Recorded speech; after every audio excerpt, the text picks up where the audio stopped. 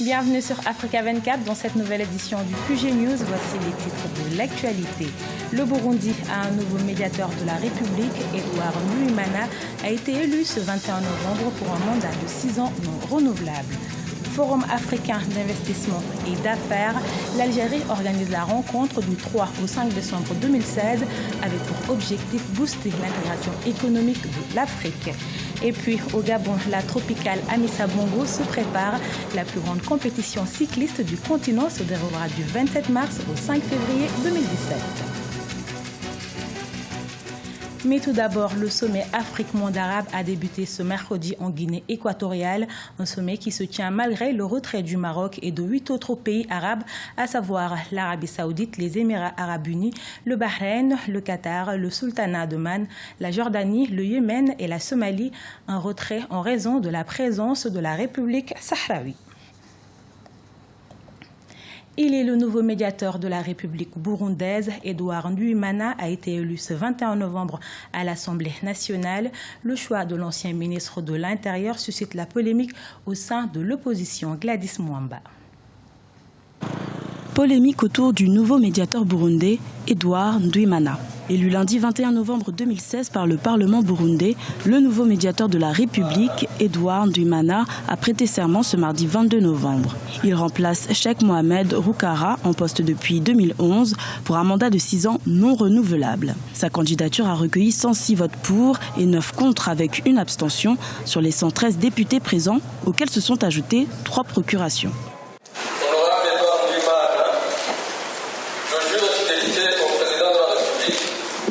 Obéissance à la Constitution et au roi du peuple burundais. Je jure et promets de remplir mes fonctions avec honnêteté et impartialité et de ne révéler aucun secret que j'aurai obtenu pendant et après l'exercice de mes fonctions. La partialité d'Edouard Nduwimana, ancien ministre de l'Intérieur du président Pierre Nkurunziza pendant 8 ans, est remise en question par l'opposition. Cette dernière doute de la capacité du nouveau médiateur de la République de faire respecter les accords d'Arusha en toute impartialité. Son prédécesseur avait condamné fermement le troisième mandat illégal et illégitime de Nkurunziza. On ne peut pas être le problème et résoudre le problème. Nduwimana, il n'est pas qualifié vraiment pour trouver des solutions aux problèmes qu'il a créés lui-même. La solution à la question burundaise viendra du peuple burundais lui-même. En juillet 2016, le dialogue interburundais, relancé après plusieurs mois de blocage, s'est poursuivi à Arusha en Tanzanie, mais sans le Sénarède, la principale coalition de l'opposition. Le Burundi est plongé dans une crise politique depuis 2015 suite à la réélection controversée du président Pierre Nkurunziza. L'Algérie veut conquérir le marché de l'Afrique subsaharienne.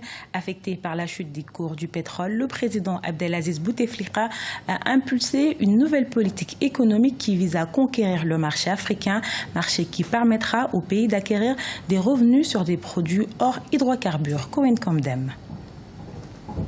L'Algérie à l'assaut du marché de l'Afrique subsaharienne.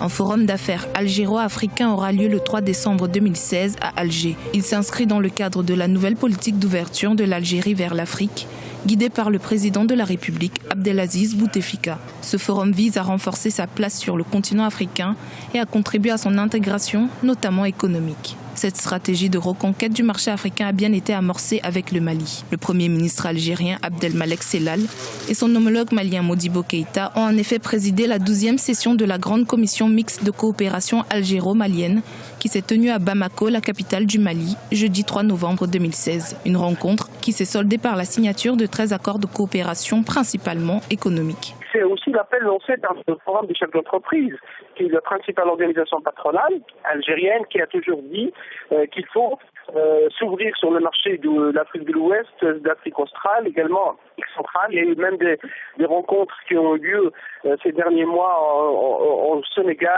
en Côte d'Ivoire.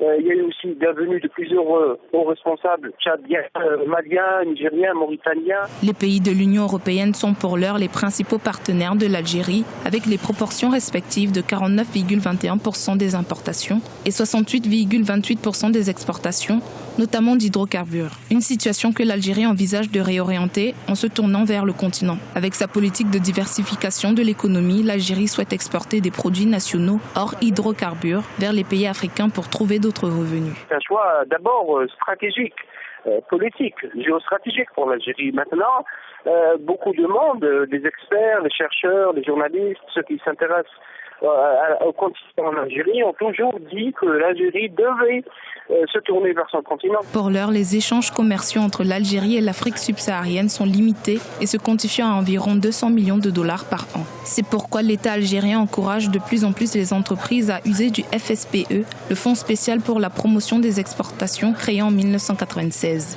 Il a été mis en place pour promouvoir les exportations hors hydrocarbures à travers la prise en charge d'une partie des frais liés au transport des marchandises et la participation des entreprises aux foires et salons à l'étranger.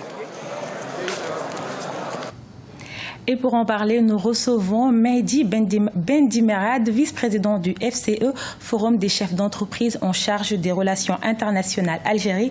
Bienvenue, merci d'avoir accepté notre invitation. Merci madame. Le Forum des chefs d'entreprise va être organisé du 3 au 5 décembre 2016 à Algérie. Quel est l'objectif de ce forum d'investissement et d'affaires ? C'est le forum d'investissement et d'affaires que le FCE, donc le Forum des chefs d'entreprise algériens, le patronat algérien, a décidé de mettre en place pour construire une véritable stratégie africaine, une stratégie orientée plutôt vers le sud que vers le nord, c'est-à-dire que nous voulons réorienter notre économie vers les marchés les plus proches, qui sont le marché africain, et pour cela, il faut un point de départ, c'est la rencontre des hommes d'affaires, et cette rencontre des hommes d'affaires, c'est le 3 décembre, du 3 au 5 décembre, où plus de 2000 hommes d'affaires vont se retrouver à Alger, sous le même toit, discuter des possibilités de développement, discuter de partenariats communs, discuter de problématiques communes. C'est pour cela qu'on a d'ailleurs dans ce forum 3 problématiques qui sont chères à l'Algérie, mais qui sont des problématiques africaines, des problématiques communes dans la sécurité alimentaire, dans la sécurité énergétique, dans la sécurité numérique. Donc ce sont des problématiques communes que l'on partage, et donc on va dresser finalement un canal de coopération, un canal de développement commun ensemble, parce que finalement notre continent est très riche, mais il est sous-exploité, sous-utilisé, et cette dynamique, ça se prépare avec cette rencontre. Et quelle stratégie mettre en place pour favoriser les échanges intra-africains lorsqu'on sait que ces derniers représentent seulement 10% au total des échanges du continent avec le reste du monde ? Justement, la stratégie, c'est d'abord de savoir quels sont les obstacles à la mise en œuvre de la coopération entre les entreprises du continent. Par exemple, pour l'Algérie, c'est le problème du commerce transfrontalier. On a beaucoup d'informalité entre les pays qui sont limitrophes, les pays du Sud Sahel et l'Algérie. Et donc nous voulons recadrer ça, de façon à mettre un peu plus de formalité dans ces échanges, de les cadrer. Il y a aussi toute une panoplie de mesures que l'on peut mettre en place, notamment les accords de libre-échange bilatéraux. L'Algérie a un accord de libre-échange avec l'Union européenne et la zone arabe, mais n'a aucun accord de libre-échange bilatéral avec les pays africains. Donc c'est normal que nous reprenions finalement le devant par rapport à cette dynamique, et engendrer toute une série de mesures qui visent à faciliter l'échange, visent à faciliter l'économie, visent à faciliter les relations économiques et le partenariat avec les entreprises. Vous l'avez dit, cette grande manifestation économique continentale réunira près de 2000 participants avec ce slogan « Travailler ensemble pour réussir ensemble ». Quel message souhaitez-vous transmettre à travers ce slogan ? Moi, je pense qu'il y a une matière énorme au continent à se développer, à des relations sud-sud, à des relations où on a quelque chose à apporter, où il y a une colocalisation possible. Nous ne sommes pas, vous avez pas dit que l'Algérie est un grand pays, et c'est vrai que c'est normal que l'Algérie organise en tant que leader en Afrique. Quelle portée peut-elle avoir sur le continent ? Justement, de mettre en place cette dynamique de rapprochement, de développement entre les entreprises du continent, parce que finalement, on a a, si vous voulez, un certain savoir-faire. Eh bien, il faut qu'on puisse le retrouver dans d'autres pays. Il y a des gens... Merci beaucoup, Monsieur Mehdi Bendimerad. Rappelons que vous êtes le vice-président du Forum des chefs d'entreprise Algérie. Et dans le reste de l'actualité, au Gabon, devenu désormais un événement très prisé sur le continent africain, le Gabon prépare la tropicale Amissa Bongo. La Fédération gabonaise de cyclisme entraîne ses athlètes en vue de la compétition qui se déroulera du 27 au 5 mars 2017. Plus de précisions dans ce reportage de notre correspondant Douglas Totoum. À 3 mois de la 12e édition de la tropicale Amissa Bongo, la Fédération gabonaise de cyclisme a évalué ses coureurs dans le cadre du championnat national de la discipline. Les cyclistes évoluant en élite ont parcouru 145,6 km en circuit fermé, tandis que les juniors ont couru 83,2 km. Une compétition qui permettra de sélectionner les meilleurs coureurs qui prendront part à la tropicale Amissa Bongo. Tant qu'il y a le moral, et la confiance. Mais vous-même, vous savez que la tropicale, c'est un autre niveau. C'est des professionnels, ce n'est pas des amateurs comme nous. Donc là-bas, le niveau est vraiment élevé. Là-bas, on essaie de donner le meilleur de nous-mêmes. Si ça marche, Dieu merci. Si ça ne marche pas aussi, bon, c'est Dieu qui décide. La Fédération gabonaise de cyclisme renoue avec la compétition après plusieurs mois d'absence des routes gabonaises.